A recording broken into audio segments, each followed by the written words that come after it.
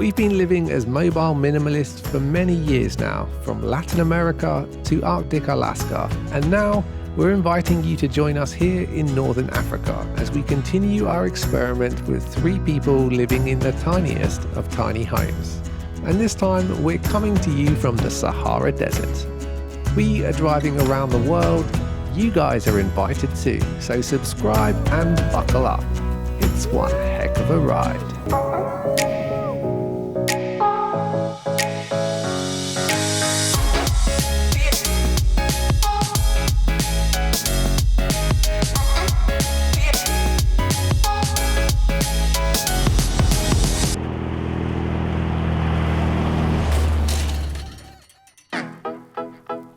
To drive from the coastal town of Tamarat to the edge of the Sahara Desert, it's only about 670 kilometers, or just over 400 miles. But it's not your typical day trip. Now we're pushing on towards the Sahara Desert, and we are already blown away by this journey. For the most part, the whole of Morocco has excellent quality roads between the major towns. Even here, covering immense distances through an extremely remote landscape, the roads are awesome to drive, especially when you're surrounded by the vastness of the Moroccan wilderness.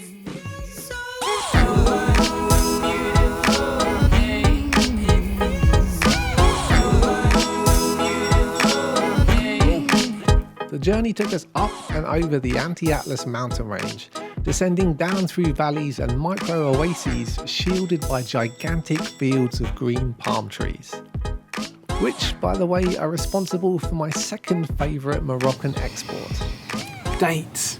Seriously, it's worth coming to Morocco just for the dates. They are absolutely amazing. It smells like a donut factory. And they're cheap. Oh, they're so cheap. These ones are really good, Leah. Try one of these. These ones are chewy. Oh, what a beautiful day. Oh, what a beautiful day. 50 kilometres west of the Algerian border, we approached our destination of the town Merzouga on the edge of the Great Sahara Desert. And let me tell you, the traffic was terrible.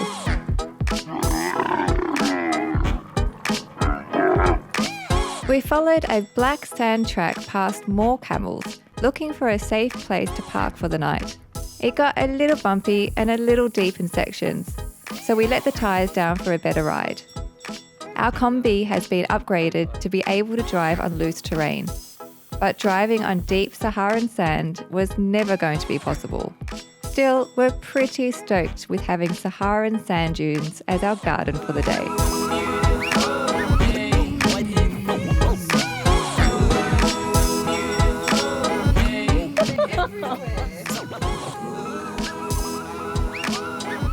Jordan, what do you think of Moroccan wine? It's nice. Especially after 3 bottles, eh? It's so lovely. Where was the rosé from? Morocco. Really? Yeah. That was nice. Is nice.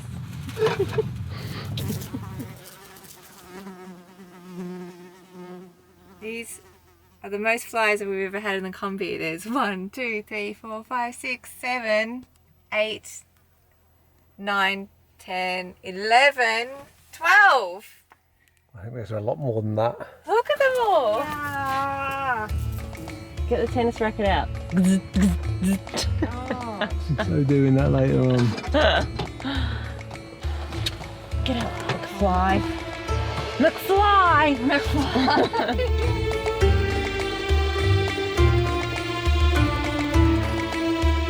Of course, one of the best things about being in a desert is the night time. The temperature sure does drop quickly in these parts when the sky is clear, but if it's dark enough, the stars are incredible.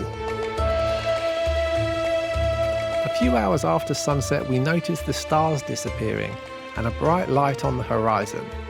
Then we realised that we were being treated to moonrise over the dunes. Needless to say, it was a pretty special night.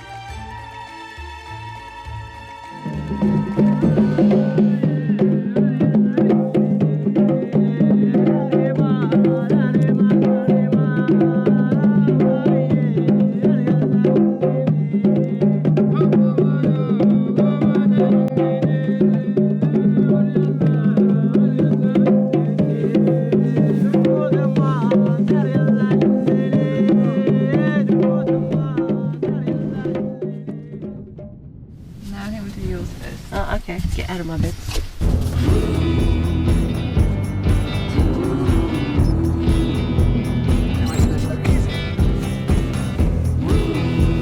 Ben and I had been embracing tiny space living for many years now, so it's not new for us. But this is new and a very different way to live for my sister. It is not for everyone, but I have to say, she took it like a real champ. Do I turn this off? Do I start turning the lights off because he's taking his clothes off? Take your undies off in front of my sister. Did you take your undies off? Yeah, don't turn around. Ben! You never thought you'd be this close to be naked before, did you? Oh my god. Oh, you're gross.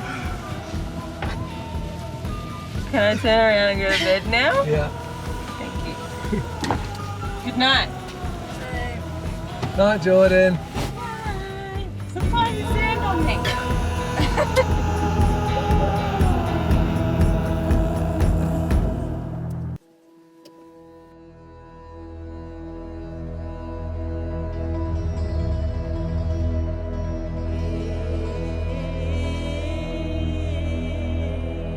A couple of years earlier, in a very different desert on the other side of the world, Leah and I had been living in a trailer park in Arizona.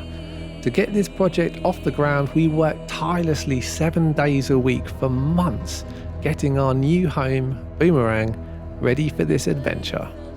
During those days, we often talked about the experiences that we were looking forward to as a way to keep motivated about the project when we were so far from realizing our dream.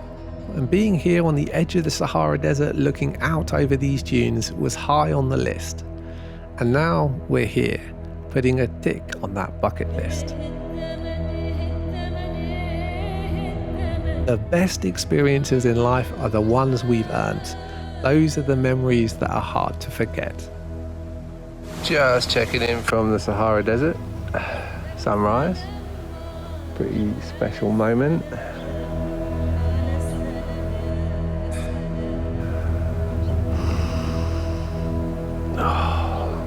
Icy cold desert. So good to be here.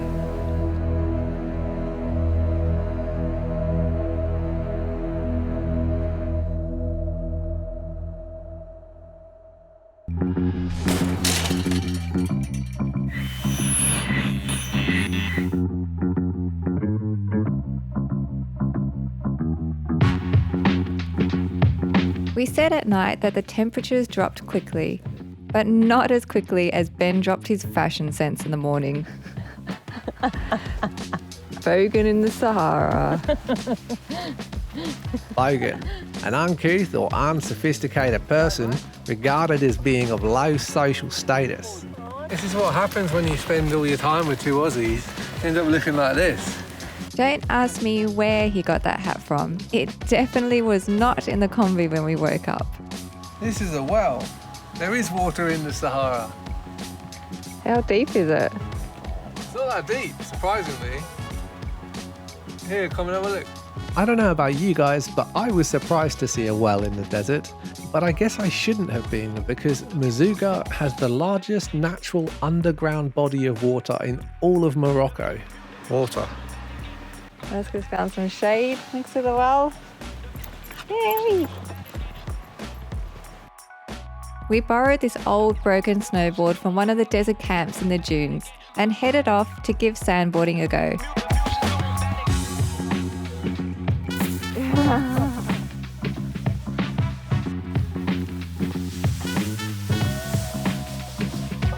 Yeah. Oh, the hard part's carrying it back up. Now it's time for the big one. Up there. Practice over.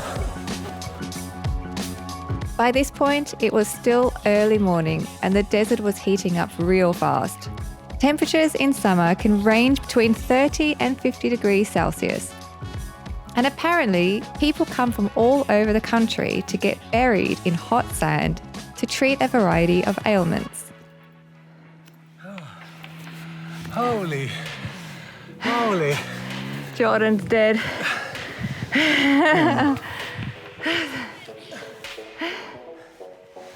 Oh shit, that was just a small one too.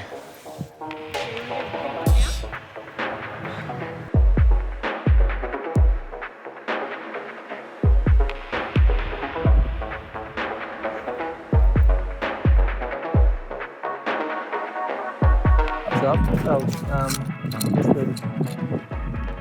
Okay. No straps. No straps. I guess we just hold on for dear life.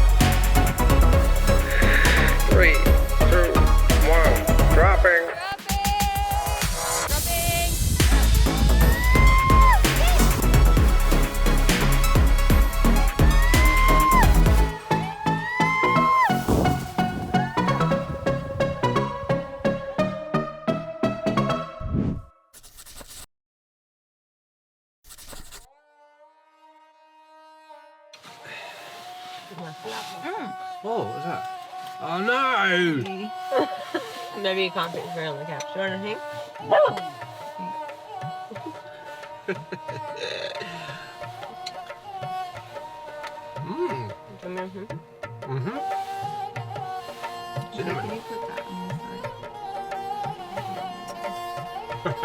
We noticed that life in the Mazuga Desert was really quiet. We were expecting to see other tourists in this area, and later found out from a local that tourism this year was in a decline. Little did we know at the time that this was the very start of a disaster for the tourism industry, not only here, but around the world. At the time, Ben and I agreed that there was much more to see on this side of Morocco, and we made a pact to come back and explore further in the future. Right now, though, my sister's time in Morocco is running out, and we were a very long way from the airport.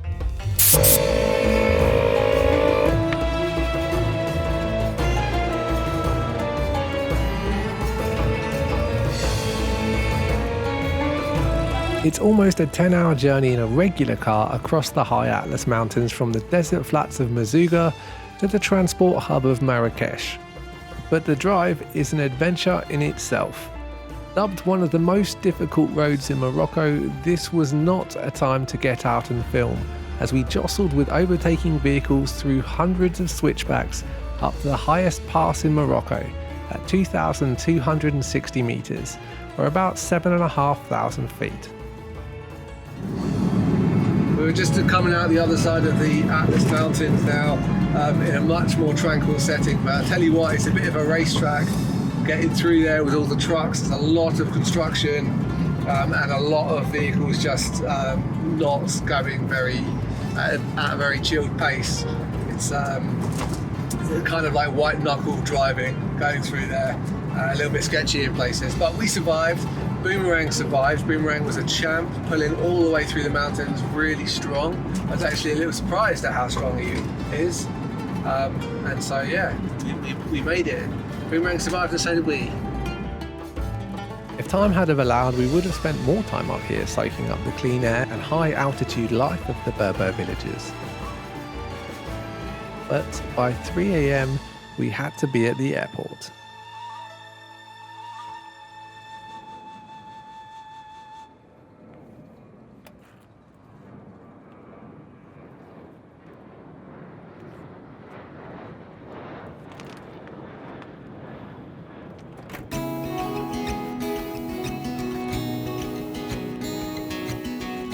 Saying goodbye to loved ones is what I struggle with most about living on the road.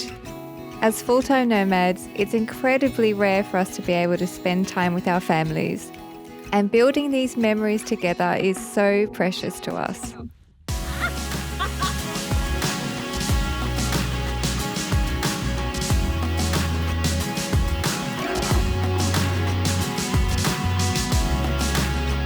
At the time, I remember wishing that Jordan could stay. And I was even kind of wishing I could jump on the plane to Australia with her and pay a visit to my family. And that would have been fine. I mean, Leah and I had agreed that we'd fly home whenever we needed to reconnect.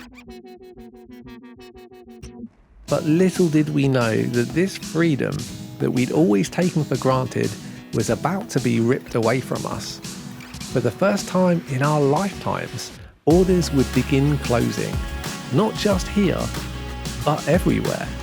They've closed all of the transport links out of the north back to Europe, so we can't get the Kombi out. The whole world as we knew it was about to change. Foreigners around the globe would flee to their home countries, but for us, there would be no escaping. And we were about to experience firsthand what happens when Morocco declares a state of emergency. But that is a story for next time. Thanks for watching, guys. If you want to keep Kombi Life rolling, we could really use your support, so please check out the join button below this video or visit our Patreon page to keep this series happening. Thanks again for watching. We really appreciate you.